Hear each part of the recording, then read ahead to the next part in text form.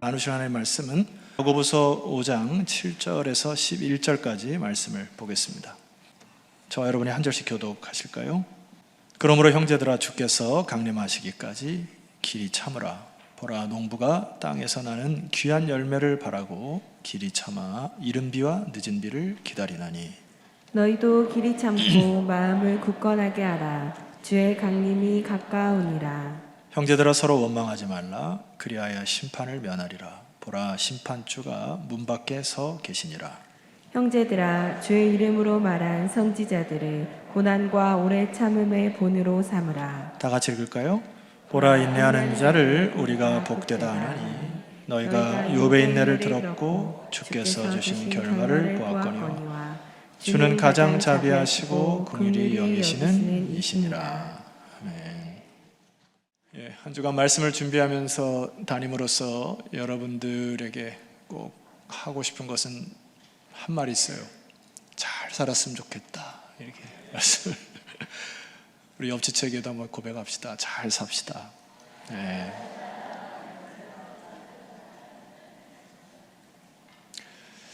잘 살다가 주님 앞에 안겨서 그 영광스러운 그날에 맞이하는 순간이 정말 복될 것 같고요. 오늘 우리가 잘 산다라고 했을 때 성경에서 말하는 그 인생의 정의에 대해서 잘 아셔야 됩니다. 계속해서 강조하지만은 우리 인생은 세상 사람들의 사는 방식과 달라요. 하나님께서 분명히 인생의 마지막 꼴이 있다고 말씀을 하셨고, 우리는 인생에 경주하는 자로 인생을 살아가야 한다고 하셨고, 경주할 때에 마치 영광스러운 승리의 면류관을 받기 위하여서 열심히 훈련하고 땀 흘리고 하는 것들을 주님께서 말씀을 하셨죠.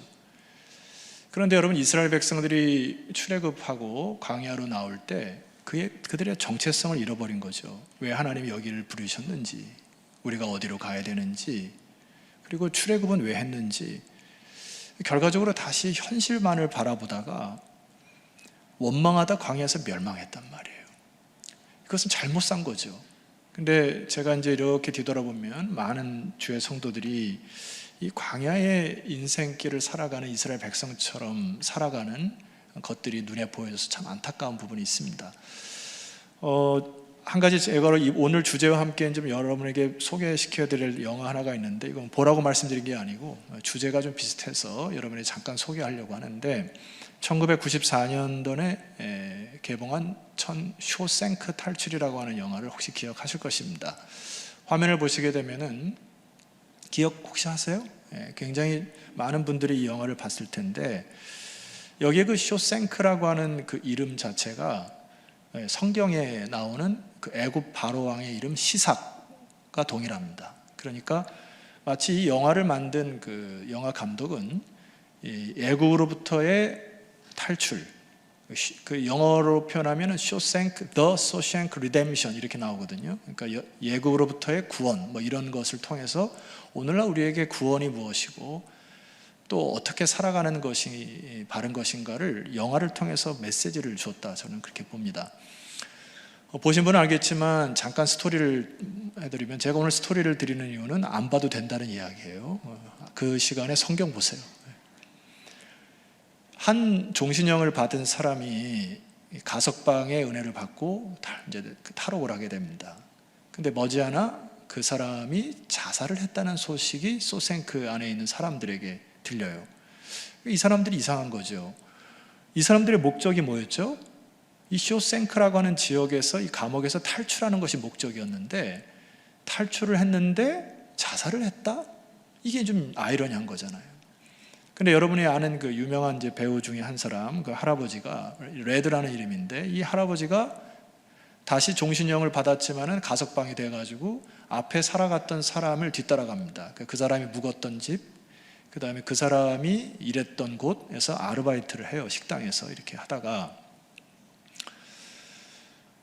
한 그 유명한 장면이 하나 있는데, 갑자기 이 할아버지가 이렇게 손을 들어요. 이렇게 주인한테. 왜 그러냐 그랬더니, 나 화장실 가야 되는데 가도 되냐고. 그러니까는 주인이, 야, 화장실 가는 것까지 왜 나한테 물어보냐. 화장실 가는 건 네 자유인데 왜 그걸 물어? 그러니까 사사건건 이게 이제 습관이 된 거잖아요. 나 화장실 가도 돼, 물 먹어도 돼, 자도 돼, 이래도 돼, 뭐 이런 게 이제 감옥에서 계속 익혔던 습관이에요. 그래서 그 사진 하나를 더 보시게 되면은 이게 좀 화장실 가서 물을 받는데도 이걸 허락받아야 되나? 이제 이렇게 착각을 한 거죠. 그러니까 허락 없이는 물 한 방울도 안 나오는 그러한 삶 속에서 살다가 저 사람에게 주어진 것이 너무나 이제 엄청난 것이 주어졌는데 잘 모르죠. 여러분, 여기서 우리는 두 가지로 생각할 수가 있어요. 첫 번째는 아직 저 레드라고 하는 할아버지가 과거에 노예에 살았던, 감옥에서 살았던 죄수의 습관을 벗지 못했다. 그러니까 어쩌면은 감옥에서 살면서 인생의 목적이 뭐예요? 내가 탈옥하는 것에 인생의 목적을 살았기 때문에 그 다음에 탈옥을 했는데 어떻게 살지 모르는 거예요. 두 번째 우리가 생각해야 될 부분은 이 사람에게 주어진 자유에 대한 가치를 몰랐다는 얘기죠. 자유라고 하는 거는 자발성이 있어야 됩니다. 이게 무슨 얘기냐면은 하나님께서 우리에게 자유를 주었을 때도 하나님과의 깊은 사랑의 관계를 위해서 우리에게 자유를 주신 거죠. 하나님 로봇처럼 우리에게 너는 나한테 사랑해, 그러면 사랑해, 그럼 그게 사랑 아니잖아요. 자유라고 하는 거는 하나님과의 깊은 교제를 통해서 내가 삶 속에서 수많은 선택과 결정을 통해서 하나님과의 인격적인 관계를 위하여 자유를 주신 거죠. 그러니까 이 자유에는 권리가 있음에 동시에 책임감이 있는 거죠. 그래서 이 자유를 누린다 했을 때 이 작은 무게감이 이 사람이 있던 겁니다. 그전에는 시키는 대로 했으면 됐고 내가 그냥 시스템적으로 움직이면 됐는데 이제 자유 있는 세상에 나오니까 내가 하나 결정해야 되고 선택해야 되고 이것이 작은 무게감을 못 견딘 것 같아요. 그래서 나중에 이 레드라는 할아버지가 권총을 파는 상점 앞에 가서 기웃기웃거리는 장면이 나타납니다. 뭐죠? 자살을 하고자 하는 충동이 있는 거예요. 주어진 자유를 만끽하지 못하는 참 안타까운 그런 그 영화를 다루는데 이것이 오늘날 우리들에게 주는 메시지가 참 크다고 생각합니다. 이제 무슨 얘기냐면은 이스라엘 백성들이 착각한 게 있단 말이에요. 그러니까 이스라엘 백성들의 하나님 부르심이 뭡니까? 하나님의 나라, 하나님의 언약 백성으로, 하나님의 제사장으로 이 세상에 살아가도록 부르신 거 아니에요. 그래서 애굽에서 노예 생활을 했다고 하는 거는 하나님께서 그 고난을 통하여 너희들의 정체성을 회복하고 이거잖아요. 그 다음에 출애굽을 하고 나서 광야로 들어간다는 의미는 뭡니까? 이제 가나안을 들어가기 위한 또 다른 하나의 훈련의 과정이 광야였단 말이에요.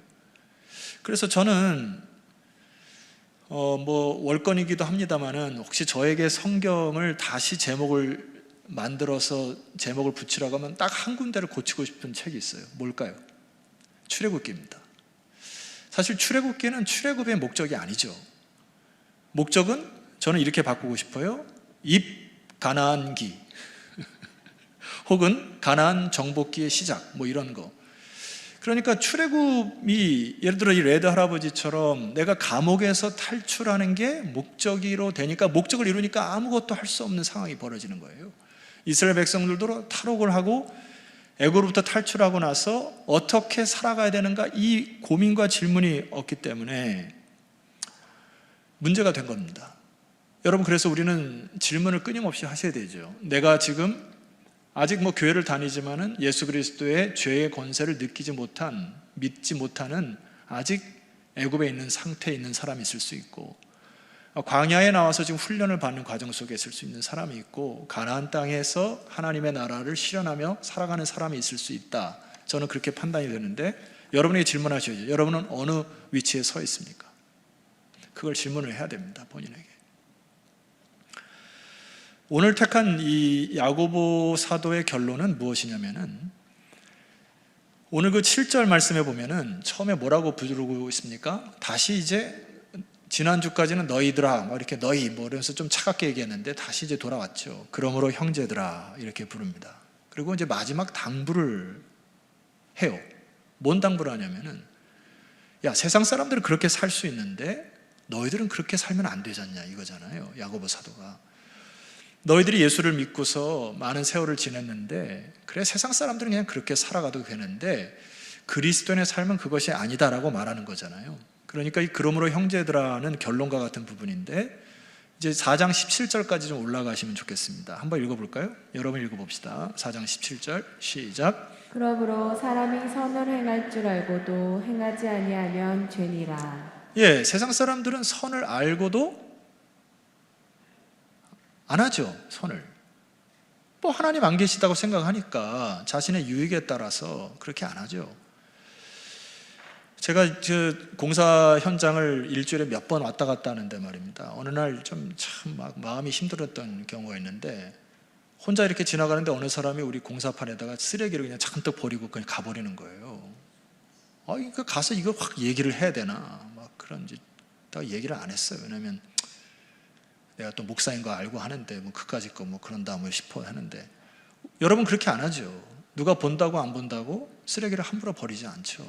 근데 사람이 선을 행할 줄 알고도 행하지 않으면 죄인 걸 알기 때문에 우리는 그렇게 안 합니다. 우리는 그렇게 살면 안 돼요. 그런데 문제점이 하나 더 있는 것은 5장 1절에 보면은 1절 한번 볼까요? 선포해 봅시다. 시작. 들으라 부한 자들아 너에게 임할 고생으로 말미암아 울고 통곡하라. 이게 들으라 부한 자들아는 하나님이 없다고 생각하고 세상을 살면서 부와 권력을 소유한 사람들에게 경고하는 메시지죠. 곧 있으면 너희들은 고생하고 울고 통곡할 날이 올 것이다 라는 거잖아요. 하나님이 없기 때문에 이들의 목적은 뭐예요? 온통 재물을 모으는 데에 혈안을 다하는 것이죠. 자, 2절 말씀 보세요. 너희 재물은 썩었고 너희 옷은 좀 먹었으며, 3절 너희 금과 은은 녹이 슬었으니 이 녹이 너희에게 증거가 되며 불같이 너희 살을 먹으리라. 너희가 함께 선포합니다. 시작. 너희가 말세에 재물을 쌓았도다. 참 이게 뭔가 빠져 있는 거죠. 개인의 말세가 다가오는 것도 모르는 채로 그저 재물을 쌓는 데만 혈안이 됐다는 거예요. 하나님 모르는 사람들이. 이게 참 아이러니한 부분 아닙니까? 말세라고 하는 거는 그리스도의 강림도 말세지만 개인의 말세가 있는 거잖아요. 여러분 앞으로 몇 년을 더 사실 것 같아요? 예언합니다. 100년 안에 다 돌아가십니다. 50년? 길게 30년? 여러분 그냥 짧은 세월이 살아왔던 시간만큼 그냥 여러분 눈 깜짝깜짝 지나요. 그런데 이상한 거는 왜 이렇게 재물을 쌓고 뭔가를 움켜쥐는데 혈안이 되냐 말이에요. 그러니까 이게 언약 백성이 광야에서 살아가는데 현실만을 바라보니까 이게 문제가 생긴 거란 말이에요. 자, 4절 말씀 보면은 보라 너희 밭에서 추수한 품꾼에게 주지 아니한 삭시 소리 지르며 그 추수한 자의 우는 소리가 만군의 주의 귀에 들려니. 하나님이 다 듣고 계시다는 얘기입니다. 자, 5절 말씀 보면 너희가 땅에서 뭐하고요? 사치하고 방종하여 살육의 날에 너희 마음을 살찌게 하였구나. 여러분 세상 사람이 이렇게 살아도 뭐라고 하겠어요 우리가요? 근데 하나님 믿는 사람은 그렇게 살면 안 되죠. 어떻게 보면 하나님 믿는 사람들에게서 큰 부자는 없다고 봐도 과언이 아닙니다. 왜냐하면 하나님께서 성령으로 양심을 찌르기 때문에 내가 움켜쥐고 막 내 것을 위해서 계속 쌓는 삶을 살지 못하게 돼 있어요. 아멘 하는 분이 한 분이 안 계십니다. 이때 당시에 그리스도인들이 살아갈 때 굉장히 어려웠겠죠. 왜냐하면 현실적으로 당하는 문제, 그리고 그리스도인이라고 하는 것으로 인하여서 당하는 고통, 그리고 불이익, 손해, 상대적으로 저 사람은 되는데 나는 안 되고, 나는 정직하게 해야 되고, 타협하지 않아야 되고, 그러니까 끊임없이 삶 속에서 부대낌이 있겠죠. 그러니까 불평이 속에서 터져 나왔을 것 같아요. 야고보 사도가 이제 믿는 백성들에게 쓰는 야고보 사도가 하는 그들의 이 탄식이 뭐였냐면 그때 당시에도 Why me? 이거거든요. 하나님 왜 꼭 접니까? 이거거든요. 하나님 왜 꼭 저에게 이런 시련을 주십니까? 주님 아시잖아요. 내가 주님 믿고 잘 살았고 여기까지 은혜 그때 사왔고 나 타협하지 않았고 그래도 보란듯이 살아왔는데 왜 저에게 이런 고난과 슬픔을 허락하십니까? 다른 사람은 다 그렇게 부하게 사는 것 같은데 나는 뭔가 조금 헌금하려고 하고 뭔가 조금 나누려고 해도 제가 가진 이렇게 재물이 없습니다. 이런 갈등이 있지 않아요, 여러분? 정상입니다. 그런 그 그리스도인들에게 야고보 사도가 이렇게 대답을 합니다. 여러분 오늘 제가 대답을 3가지를 강조할 텐데 마음속에 새기셨으면 좋겠어요. 첫 번째는 5장 7절 상반절까지 그러므로 형제들아 주께서 강림하시기까지 길이 참으라. 여기까지 함께 읽겠습니다. 시작. 그러므로 형제들아 주께서 강림하시기까지 길이 참으라. 기억하세요. 주께서 강림하신답니다. 우리는 목표가 있는 사람이에요. 약속의 날이 있다는 얘기고요. 주님께서 반드시 강림하신다고 약속하셨어요. 상 주시는 이심이 있다고 했고, 최후 승리가 있다고 했고, 우리의 당하는 경주가 마지막 꼴이 있다고 믿는 사람들이고, 그것이 하나님께서 성경에 곳곳이 써놓은 거예요. 그러니 우리에게 첫 번째 야고보 사도가 얘기하는 것은 길이 참으라 했습니다. 이 길이 참으라라고 하는 마크로시네오라고 하는 단어는 단순한 인내, 참고 견디는 게 아니고 얘가 있죠. 우리 7절을 함께 다시 한번 보도록 하겠습니다. 처음부터 읽읍시다. 시작. 그러므로 형제들아 주께서 강림하시기까지 길이 참으라. 보라, 농부가 땅에서 나는 귀한 열매를 바라고 길이 참아 이른 비와 늦은 비를 기다리나니. 자, 여기 보면 하나 예를 들죠. 농부의 인내를 이야기합니다. 농부가 이른 비와 늦은 비를 기다리는 기다림이 있는데, 농부가 그냥 비만 기다립니까? 아니죠. 김도 메고 잡초도 제거하고 돌도 치우고 거름도 주고 굉장한 애를 쓰죠. 하나님께서 역사하시는 것을 기대하지만은 인간 쪽에서 애와 힘을 다 씁니다. 이게 우리가 살아가는 자세죠.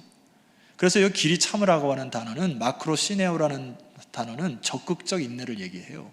수동적 인내가 아닙니다.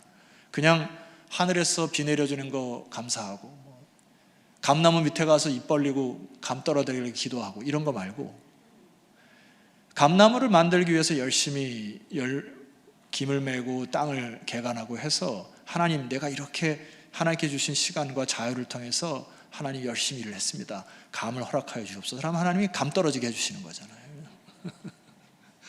그런 인내를 얘기하는 거예요. 그래서 8절에 보면 너희도 길이 참고 마음을 뭐하게 하라? 굳건하게 하라.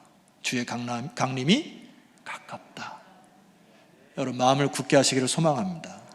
그리고 우리의 인내는 하염없이 기다리는 게 아니에요. 이스라엘 백성들이 광야에서 이 고난이 통과하겠지, 이게 아니에요. 믿음으로 그냥 걸어가야 됩니다. 아멘하고 가야 되는 거예요. 그래서 전도서 11장 5절에 보면은 제가 이제 오늘 여러분에게 그 인내를 좀 이렇게 표현하고 싶은데 한번 저를 따라해 볼까요? 창의적 인내.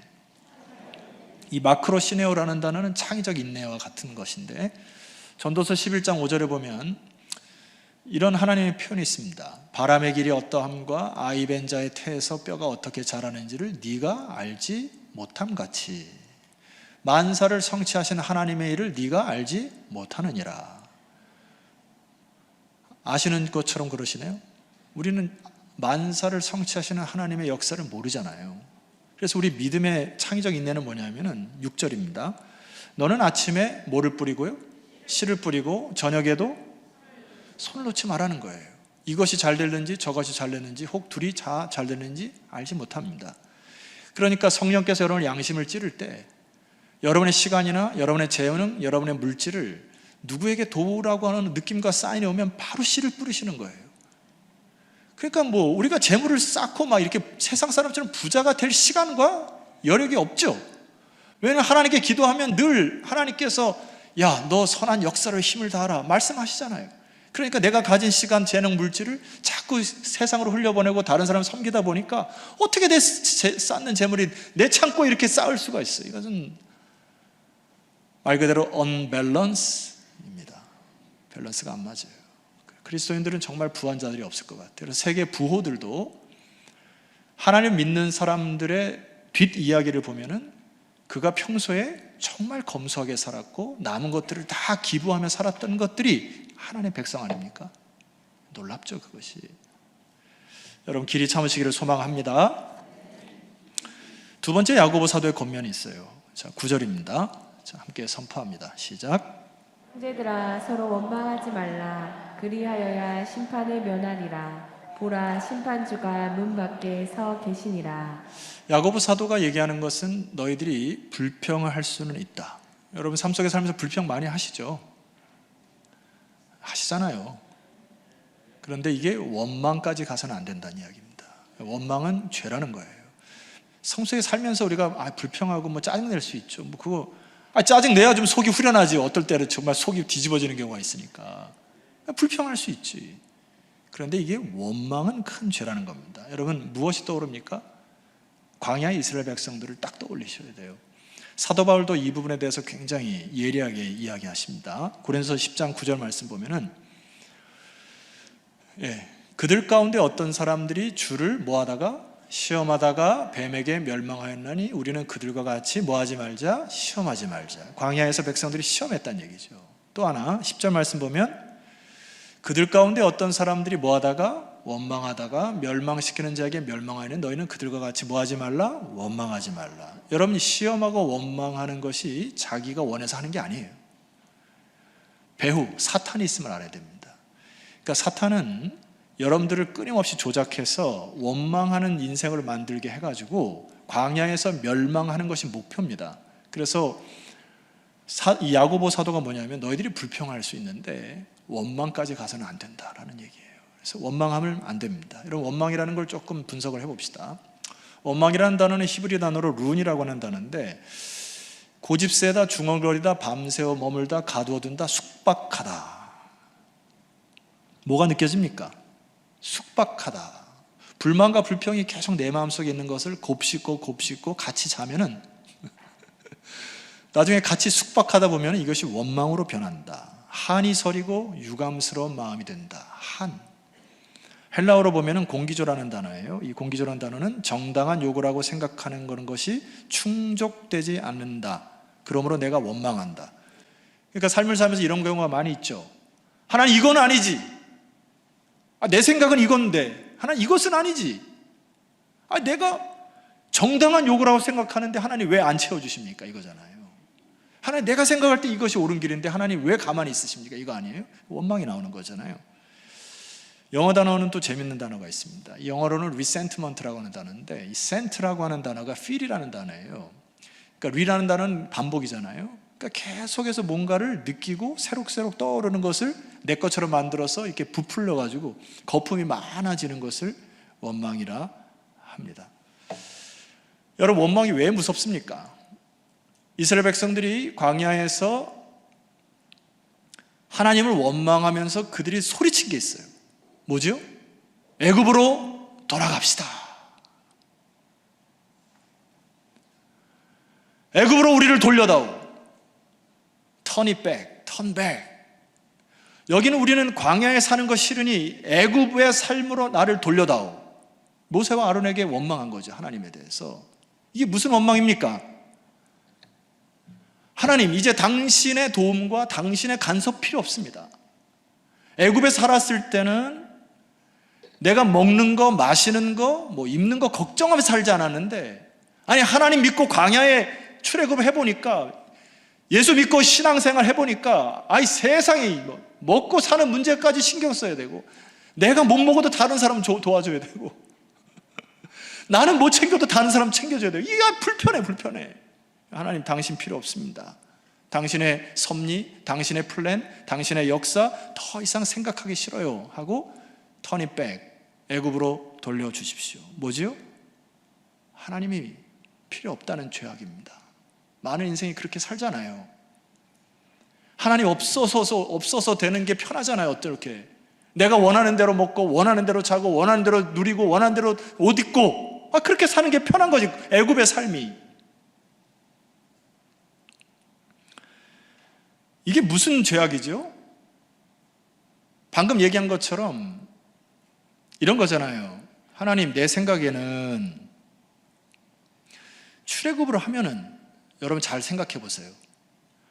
출애굽을 하면은 하나님이 KTX를 딱 준비해 놓으셨다가 가나안 땅으로 슉 가가지고 가나안 땅에 딱 도착해서 하나님이 역사하셔가지고 그 영혼들을 하나님의 권세로 사로잡아 주시면 내가 하나님의 권능을 찬송하고 그렇게 할 텐데, 광야가 뭡니까? 인생의 고난이 무슨 유익이에요, 이게? 이게 무슨 죄악이죠? 하나님 자리에 자기가 서게 되는 겁니다. 그러면서 인생에게 이렇게 한탄하는 거예요. 하나님, 왜 하필 나에게 이런 일이 있습니까? 저에게는 좀 더 좋은 환경과 역경을 주셔야 되지 않아요? 제 인생에서는 평탄대로 하나님 허락하셔야 되지 않아요? 저 사람 때문에 내 인생이 이렇게 망가졌는데 늘 원망이죠. 이게 무슨 죄입니까? 여러분, 오늘 본문에 몇 절입니까? 여기 한번 선포해야 될 것이 있어요.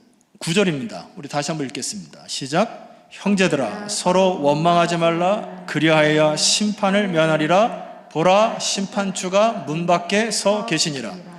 야고보 사도가 뭐라고 얘기하는 거예요? 저를 따라합시다. 보라, 심판주가 문 밖에 서 계시니라. 이게 주권을 인정하라는 이야기입니다. 여러분, 주신 이도 여호와시요 취하신 이도 여호와시니라. 여러분의 생명을 주신 이도 여호와시고 걷어가실 이도 주님이시고, 건강을 주신 이도 여호와시고 건강을 뺏을 이도 여호와시고, 왜 우리가 심판주 역할을 합니까? 그러다 보니까 속에서 원망이 터져 나오는 거예요. 내 뜻대로 안 되다 보니까 광야에 사는 백성들이 그렇게 하다가 멸망했다고요. 원망이 이렇게 큰 문제고 큰 아픔인 것입니다. 야고보 사도는 우리에게 욥의 인내를 주목하라 합니다. 결론입니다. 11절 말씀 보니까 보라, 인내하는 자를 우리가 복되다 하나니 너희가 욥의 인내를 들었고 주께서 주신 결말을 보았거니와 주는 가장 자비하시고 긍휼히 여기시는 이시니라. 사실 욥도 욥기서에 보면 불평을 했죠. 증거를 내보겠습니다. 욥기 10장 1절. 내 영혼이 살기에 곤비하니 내 불평을 토로하고 내 마음이 괴로운 대로 말하리라. 메시지 성경 보면 더 이상 견딜 수가 없구나. 살고 싶지도 않아. 내 사정을 모두 이야기하겠다. 내 인생의 온갖 괴로움을 남김없이 털어놓겠다. 불평했죠. 욥은 원망까지 가지 않은 거죠. 왜입니까? 욥의 인내라고 하는 단어가 휘퍼모네라고 하는 단어인데, 무엇 아래에 머물다, 무엇 아래에 거닐다, 무엇 아래에 살다, 이런 뜻입니다. 그러니까 욥이 자기의 삶의 문제를 가지고 지하실에 꽉 갇혀가지고 막 세상은 이렇고 세상은 어둡고 뭐 보이지도 않고 뭐 앞날이 보이지, 계속 이렇게 하다가 하나님이 계셨구나 라고 태양 아래로 나온 거죠. 진리 앞에 나온 거죠. 그래서 그 아래 머물고 하나님, 이 문제가 뭡니까 이렇게 막 질문을 하는 거죠. 그랬더니 11절 말씀 보니까 욥이 인내심이 많아서 견딘 게 아니고 욥이 하나님 앞에 무릎 꿇고 나와서 그의 아래 거하니까 결론이 하는 게 있습니다. 자, 11절 다시 보세요. 보라, 인내하는 자를 우리가 복되다 하나니 너희가 욥의 인내를 들었고 주께서 주신 뭘 보았다고요? 결말을 보았거니와. 그러니까 하나님이 약속하신 그 약속을 다시 되새김질할 수 있는 그 시간을 욥이 가졌기 때문에 욥이 끝까지 인내할 수가 있었다. 저를 따라할까요? 세 번째, 마음속에 새겨야 될 단어입니다. 주께서 주신 결말을 보았거니와. 여러분, 이 보는 눈을 회복하시기를 소망합니다. 왜냐하면 주는 가장 자비하시고 가장 긍휼이 넘치는 하나님이시기 때문에 오늘 집에 돌아가셔서 숙제 하나 내드려요. 저녁 식사를 하고 나셔서 TV를 켜시기 전에 한 5분 동안 지금까지 살아왔던 하나님의 역사와 세밀한 음성, 세밀한 손길을 묵상 한번 해보세요. 굉장히 섬세하게 여러분을 지금까지 인도하신 거 다 고백할 겁니다. 자, 질문 하나 하죠. 하나님께서 광야에 이스라엘 백성들을 내몰고서 왜 고난과 역경을 허락하십니까? 여러분의 인생에 왜 남들과 다른 고난과 슬픔과 역경을 허락하시냐 말이에요. Why me? 왜 나만 이렇게 어려운 고난과 슬픔을 당한다고 왜 그렇게 느껴집니까? 왜 그럽니까? 여러분, 고난과 역경이 없으면은 우리는 다시 애굽으로 돌아가면 됩니다. 거기서 뭐 하면 되죠? 이 세상 살 동안에 밥 먹고 싸고 놀고 자고 돈 모아서 여행 가고 멋진 거 사 입고 그러다가 죽으면 지옥 가면 돼. 밥 벌어진 인생으로 사는 거잖아요. 이게 외국으로 돌아가라면 나는 현실 속에서 밥 먹고 놀고 먹고 싸고 즐기고 이렇게 살겠다는 거 아니에요. 그런데 하나님이 여러분을 왜 고난과 역경을 허락하시냐 말이에요. 가나안 땅에 들어가서 하나님의 나라를 이루기 위해서는 광야의 고난과 역경이 필요하다는 얘기 아닙니까? 고난이 오면 우리는 자기의 인생을 생각하게 돼 있어요. 내가 지금 이 길이 맞는가? 내가 이 사는 삶이 맞는가? 내가 이 돈을 쓰는 것이 맞는가?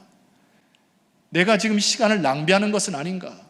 나의 이 에너지를 하나님 영광을 위해서 해야 되는데 이 고난과 역경이 찾아오면 여러분들은 잠시 멈추고 그 고난 속에서 하나님을 바라보게 되고 그 고난을 통해서 다시 나의 정체성을 회복하는 순간이죠. 그래서 다시금 여러분은 무엇을 위해서 내가 살아야 되고 무엇을 위해서 쫓아야 되고 나의 힘과 에너지를 어디에 쏟아야 되고 끊임없이 훈련과 역경과 과정을 통하여서 여러분들은 영적 근육을 회복하셔서 할렐루야, 하나님의 군대로, 하나님의 성민으로, 하나님의 백성으로 살아가는 거죠. 그게 여러분 자유인 것이에요. 자유에는 권리와 책임이 따릅니다. 그래서 이 자유를 누릴 때 고난과 역경의 훈련 과정을 통해서 여러분 진정한 자유인으로 하나님과 깊은 사랑에 빠지시고 귀한 인내의 인생을 살아가시기를 소망합니다.